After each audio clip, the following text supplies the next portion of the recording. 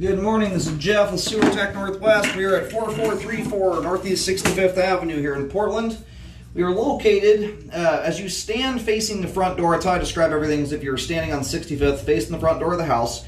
We are in the basement, all the way up against the left side foundation wall. Kind of tucked back in this little corner room here. You got kind of a big ledge, partial crawl space type looking thing. Anyway, this is also right below the kitchen sink drain. Kind of helps you imagine where we are. Anyway, drop it into a 4-inch cast iron clean out. We're going to check the overall condition and serviceability of the sanitary sewer line. Water is running. And we are zeroed out. Off we go.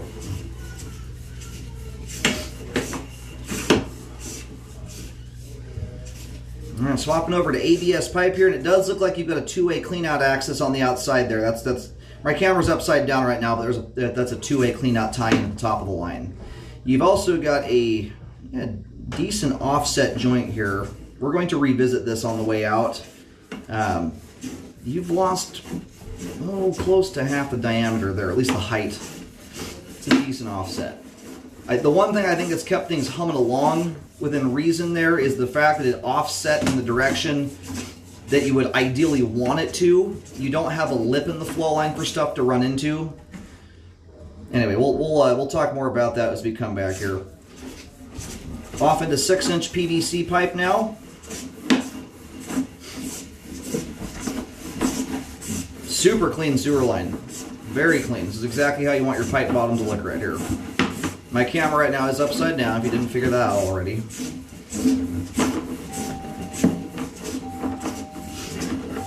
And what keeps your line this clean is not, by and large anyway, is not putting cooking oil and grease down the line.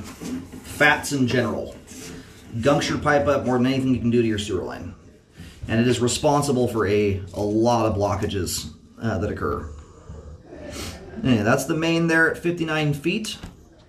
We're going to go locate that really quick here while the pipe drains off, and then we'll take a second look at everything. The offset is significant enough. It is one I'm going to recommend a repair on, but we're going to revisit that and talk a little bit more about it as we come back in. All right, just located the camera head successfully there. Line goes out to Prescott. We're going to go ahead and start rolling back in here.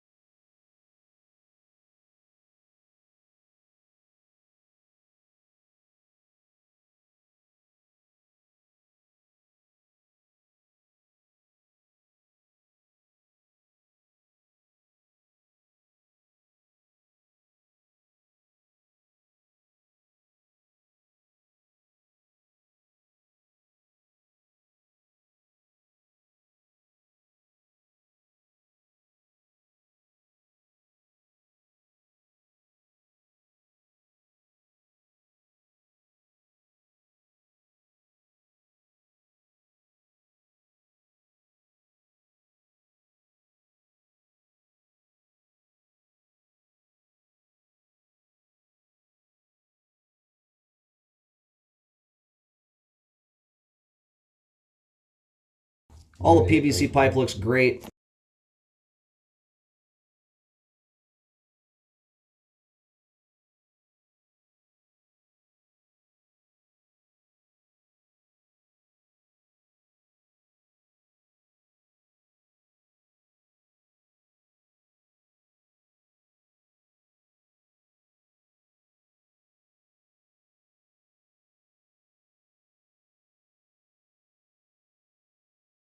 A decent sized deformation there in the top of the pipe. I don't know if that happened during the install process or if there's something resting on top of the line.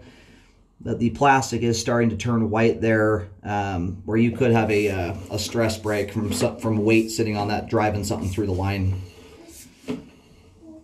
The plus side is if you do a repair on this thing, it's almost in their same repair site. So here's the offset joint. Camera's upside down at the moment right now. You've got a solid inch or so. It's not quite half the diameter of the line. Lost about 30% or so of the height of the line here. And right now we don't have a lip to run into. My camera's upside down, so the flow line by and large is unobstructed. But if anything larger goes down line, balled up toilet paper that kids like to flush, things like that, that's a spot where stuff could get hung up there.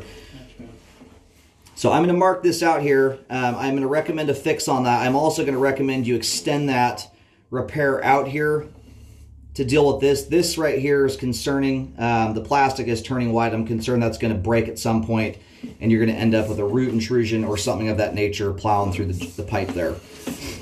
I'm going to mark this with green paint. I'll mention the depth here in just a moment. Alrighty, so luckily here, this is just under bark dust. Could have been a lot worse. About 7 feet deep here.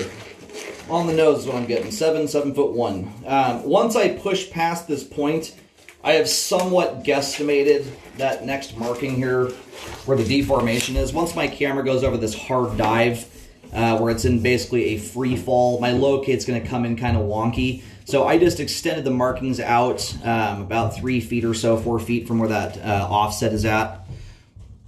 So from 9 to 13 feet, I do recommend a repair here to fix that. You know, I'm quite concerned about what that's going to result into right there, that deformation. Something really plowed into the line good there. What you don't know is if there's something still resting on the line that's slowly trying to drive its way through the pipe. So if that ever splits open, you've got a lot of foliage in the area there, bamboo, things like that. And it looks like right behind that marking is where that clean out access is. Anyway, marked with green paint, you'll see 2 X markings. The X marking closest to the house is where the offset is, and the other one there, I just pushed out about 3 feet away from the offset. It's somewhat guesstimated, but when you open up a 7 foot deep or so hole there, you're going to expose that spot there on the dive where it's deformed. After any repairs are done, I highly recommend rescoping the sewer line. It's very important to do that. You want to do that when the trench is closed, not when it's open, especially when you're dealing with a line that's 7 to probably 9 feet deep there by the time you hit that deformation, at least 8 feet.